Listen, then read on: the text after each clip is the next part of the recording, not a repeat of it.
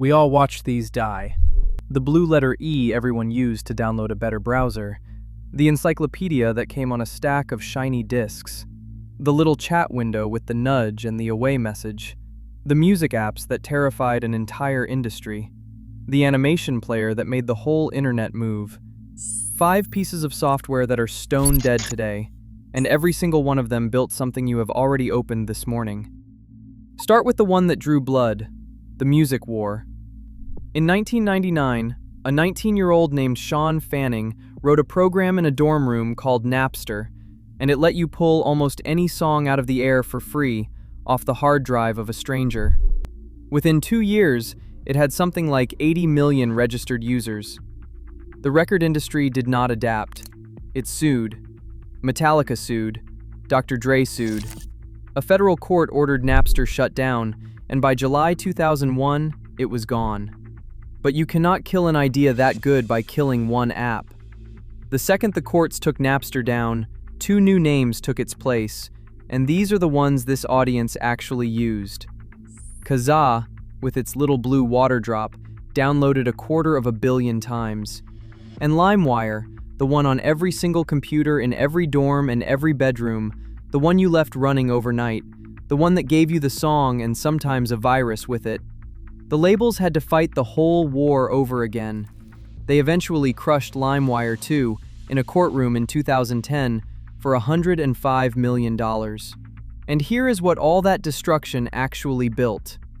A Swedish teenager watched the entire fight and took one lesson from it. The free, instant, everything is here feeling was never going away. The only thing wrong with it was that it was illegal.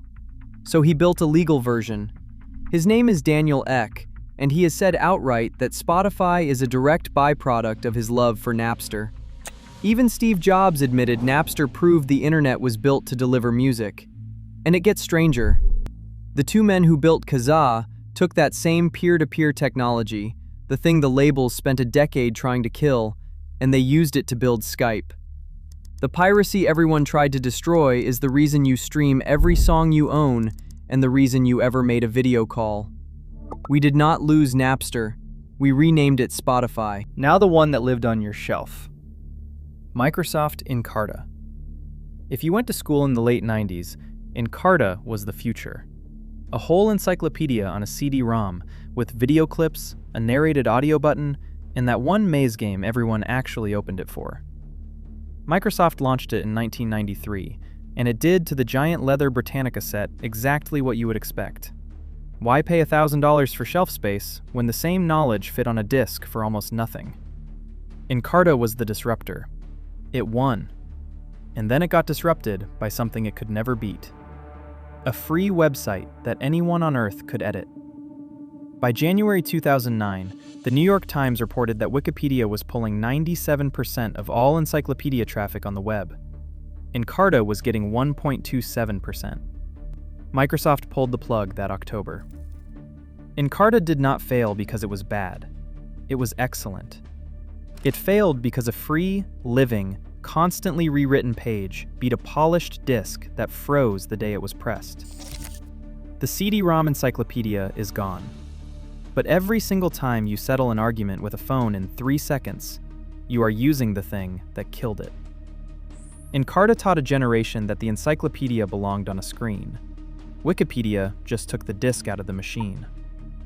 Which brings us to the most ridiculed software on this entire list. Internet Explorer. The blue E. The browser everyone loved to hate. The punchline. The program whose entire job by the end was downloading a different browser. But people forget that Internet Explorer was a killer. Microsoft shipped it in 1995, and it walked onto the scene and destroyed Netscape Navigator, the browser that basically invented the modern web. For years, Internet Explorer simply was the internet for most of the planet. Then it got slow and stubborn. The jokes piled up, and Chrome ate its lunch. Microsoft finally retired Internet Explorer on June 15, 2022. The blue E was done. Except it was not, quite. The browser you are using right now is standing on its grave. Microsoft Edge, the modern replacement, still carries a hidden Internet Explorer mode for old sites, and Microsoft has promised to keep it alive until at least 2029. Every corporate intranet, every ancient government portal that somehow still works because a piece of Internet Explorer is buried inside a modern browser, quietly doing its job. The most mocked program of its generation is the one that refused to fully die. It just stopped putting its name on the door. And now the one this audience will feel. MSN Messenger. For millions of us, this was the internet after school. Microsoft launched it in 1999, and it was where you actually lived. The pop sound when someone came online, the frantic rush to change your status to away when your crush logged in, the nudge that shook the whole window, the carefully chosen display name that was secretly about somebody. Microsoft eventually folded it into Skype and shut it down in 2013, and that pop sound went quiet for good. But look at the phone in your hand. Every messaging app you use is wearing MSN's clothes. The little dots that show someone is typing, that started here.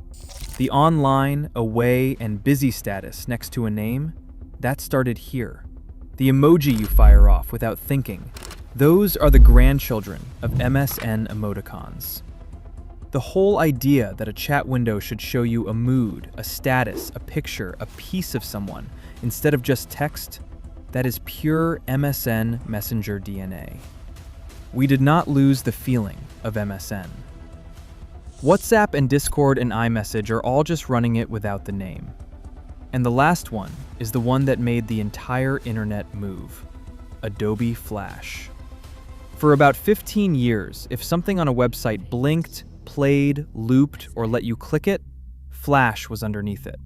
The early YouTube video player, every browser game you wasted a school computer lab on, Newgrounds, Miniclip, the entire golden age of the stupid, brilliant web cartoon.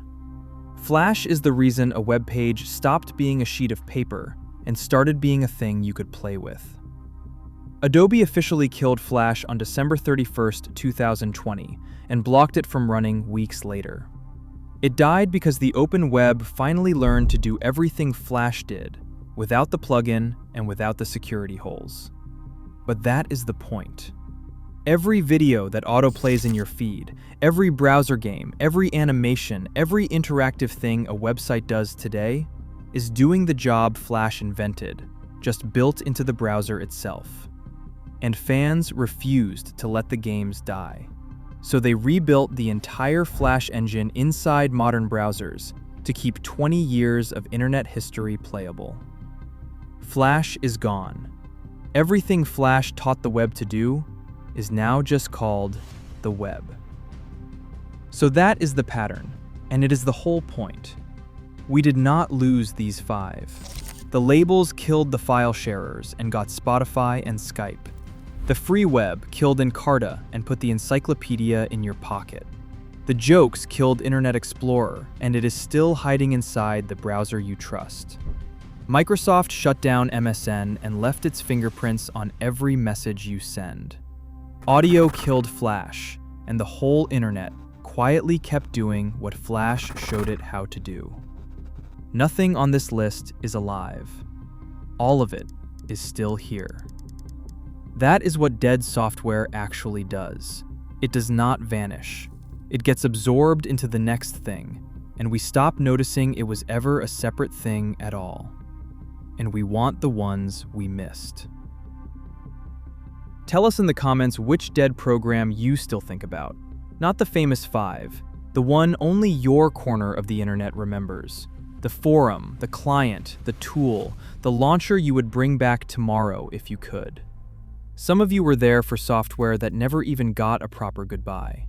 Tell us what it was, and tell us what it became. If watching these five claw their way back from the dead did something for you, there is a whole channel of exactly this, except with the games. The strategy game a company buried and the fans dug back up. The shooter that should have died and did not. Start with the one about the game that refused to stay dead, because it is the same story you just watched, just with a war instead of a web browser.